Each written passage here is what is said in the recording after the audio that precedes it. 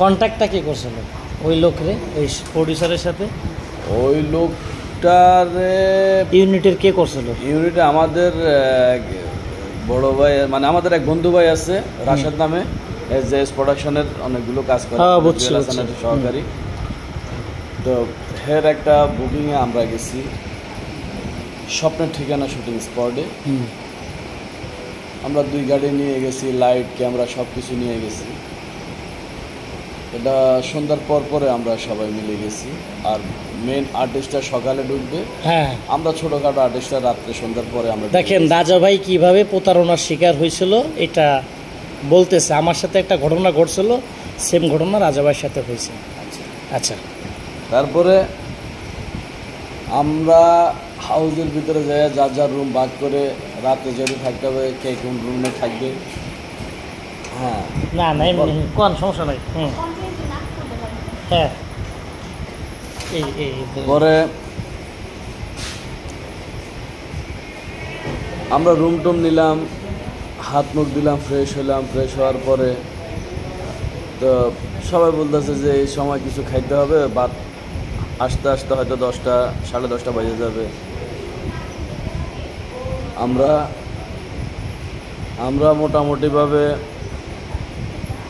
Fresh হইলাম। আমি আবার বাইরে যে স্বপ্নের ঠিকানার গেটের সামনে একটা দোকান আছে, সেই দোকান থেকে চানাচুর চিপস এরকম প্রায় 150 টাকার মতো আমি কিনে সবাই এক প্যাকেট করে 5 টাকা 10 টাকার করে এগুলো আমরা এক প্যাকেট করে একবার লাইটের পোলা পাইনি, ক্যামেরার পোলা পাইনি, আমরা নিজেরা একটু করে খাইছি। খাওয়ার পরে এর ভিতরে ওই লোকটা আসতেছে,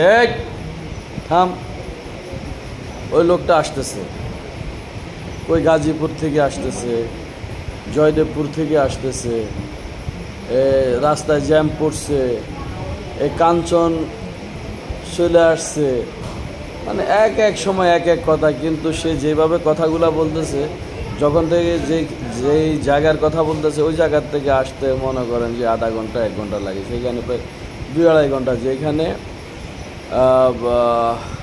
আপনার এই উলোখোলা ব্রিজের উপরে আসার পরও সে বলতেছে আমি উলোখোলা বাজারে আছি, ওইখান থেকে সিগারেট নিয়ে আমি আসতেছি। তো মনে করেন উলোখোলা বাজারের থেকে অটোতে করে যদি আমরা ওইখানে যাই, পরে সে তো আর আসে না। আমাদের মনের ভিতরে একটু খটকা লাগলো। তখন আমরা ডিরেক্টরে বললাম যে রাশেদ ভাই, এই লোকটা বোধহয় ভালো না। এর ভিতরে আমরা যে ক্যামেরা নিয়ে গেছি, সেই ক্যামেরার হাউজের মালিক যে আমাদের ক্যামেরাম্যান সোহাগ, সে সোহাগে তার ভিতরে কেন জানা হয়ে গেল। তার কারণ তারে পোলাপানেরা জানাইছে যে প্রডিউসার সে এখনও আসে নাই। তো আবার সোহাগে আবার জানতো যে এরকম ঘটনা ঘটে, ক্যামেরার চুরি করার দান্দা করে।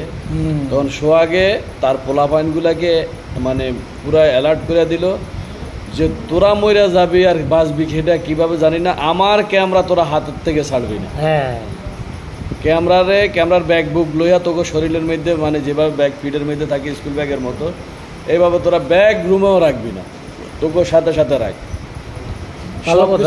সব কিছু মিলাইয়া আমরা সবাই এইখানে একটা বৈঠকে বসলাম যে না ভাই ঘটনা যে এর ভিতরে কিন্তু যে বললাম যে অটোতে করে যাইতে উলোখোলা ব্রিজের উপর থেকে স্বপ্নের ঠিকানা যাইতে কত মিনিট লাগবে? মিনিমাম 20 মিনিট, এর বেশি তো লাগার কথা না। সেইখানে সে 1 ঘন্টাও যাইতে পারে না। তার মানে কি, সে লোকটা ফল টাকা পয়সা কোনো অ্যাডভান্সও করে নাই। আমাদের যে পরিচালক যে রাশেদ ভাইকে কোনো টাকা পয়সা নেয় নাই।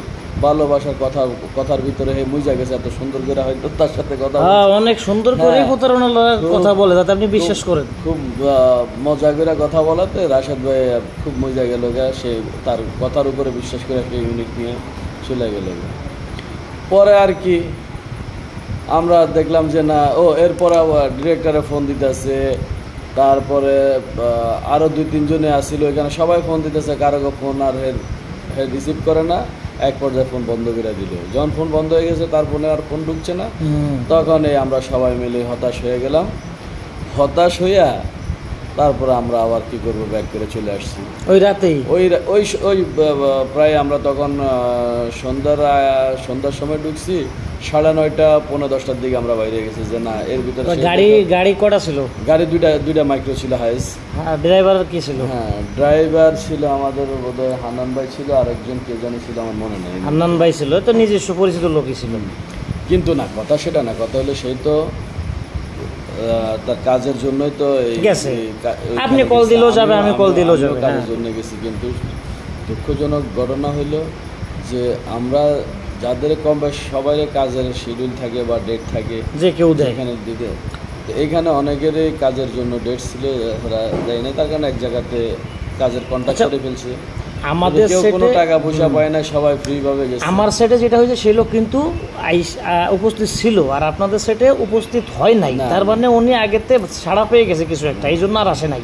হ্যাঁ, তো না আমাদেরকে অ্যালার্ট যে আমাদের যে ক্যামেরার যে হাউজের মালিক যেটা সোহাগে, হেও কিন্তু এই ধরনের ঘটনা জানতো আর কি, যাই না, সেও তার পোলাপানদেরকে অ্যালার্ট করে দিয়েছে যে ক্যামেরা শরীরের থেকে ছাড়া যাবে না, রুমের ভিতরে ক্যামেরা রেখে কোনো দিকে তো যাওয়ার প্রশ্নে আসে না, রুমের ভিতরে ক্যামেরা ঢুকাইতে না করে দিয়েছে।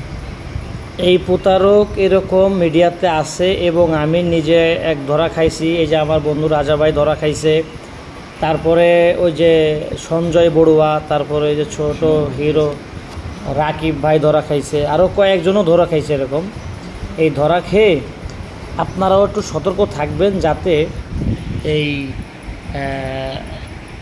কার কাজে যাইতেছে, কার